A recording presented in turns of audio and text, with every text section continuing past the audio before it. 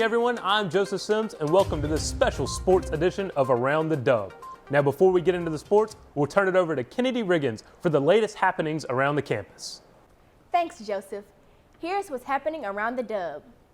Students, if you are preparing to take the SAT, a workshop to help you get ready will be offered to you at no charge. The workshop will take place this Saturday here at BTW in the cafeteria. Are you interested in joining the tennis team? Tryouts are November 14th at the O'Connor Tennis Complex. All physicals should be turned in to Ms. Gravatt by November 12th. No physical, no tryout. Key Club will meet tomorrow at 7:45 in room 218. FBLA will have their weekly meeting Friday in room 120 at 7:45. And don't forget, picture day is tomorrow. We can be out of school uniform, but we must dress appropriately according to the MPS dress code. And that's what's happening around the Dub. Back to you, Joseph. Thank you, Kennedy.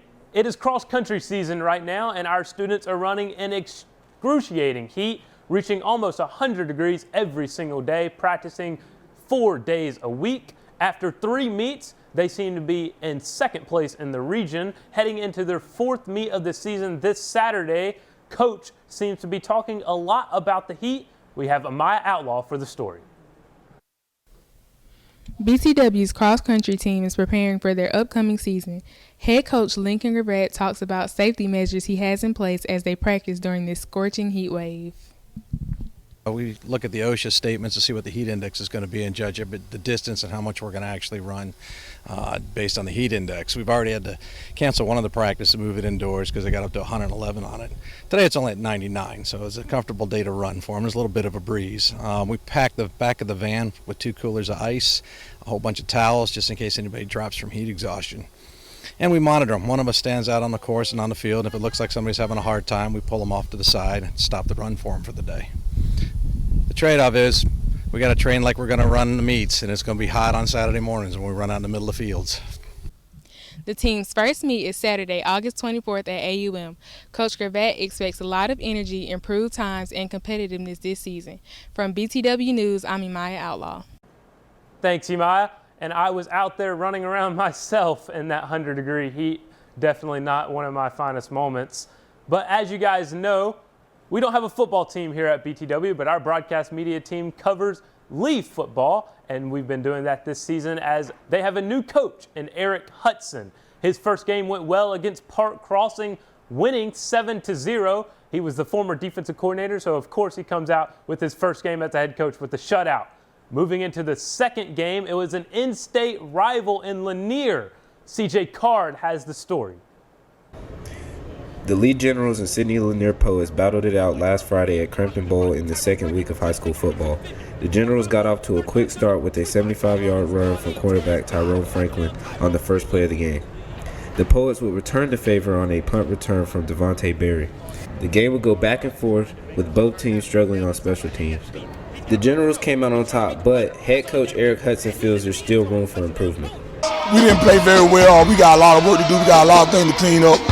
We got to get consistent on what we do, and we got to make sure that we know how to finish games and not play on other people's level. Okay. What's some things that you did good tonight, and what's some things that you did bad? Well, we stayed together as a team and then fold. We did do that. We stayed together as a family because we could have quit. Senior quarterback Tyrone Franklin finished the game with a touchdown run and 1 passing touchdown. We asked him about his performance. I played okay. I mean, I had a winning drive, so, I mean, as long as we get a win, that's all that matters. With a final score of 19-17, the Generals are sporting a 2-game winning streak. Next up, the Volunteers of Jeff Davis. For Lee General Football, I'm Harold Clark.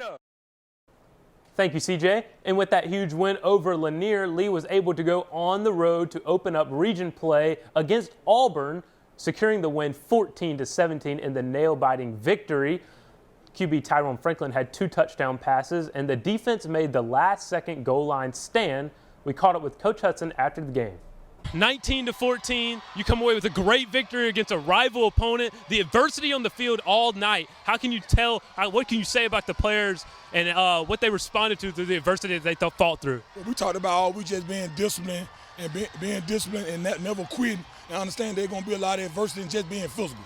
And we did that all night. We stayed disciplined, didn't get frustrated, and just it was physical all night. Y'all made the big plays when needed. Y'all made the big stops when needed. What can this say about this football team and why they're going to go all the way this year? Well, we still got some things to clean up, but one thing about this football team, like I said, what I learned about this football team, they won't quit. We're going to play for 4 quarters. What can you say about your quarterback, Tyrone Franklin, and his leadership? He's doing a great job. Make sure that we don't have too many mistakes on the field and getting the guy lying down, and he's a great leader on and off the field. What a great game that was as Coach Hudson starts off his year 4-0. And of course, the matchup everyone will be looking forward to is that October 12th matchup at Crampton Bowl against Central, determining home field advantage for the playoffs. Before we get out of here, don't forget there's another cross-country meet October 12th and tennis tryouts November 14th. For this special sports edition of Around the Dub, I'm Joseph Sims.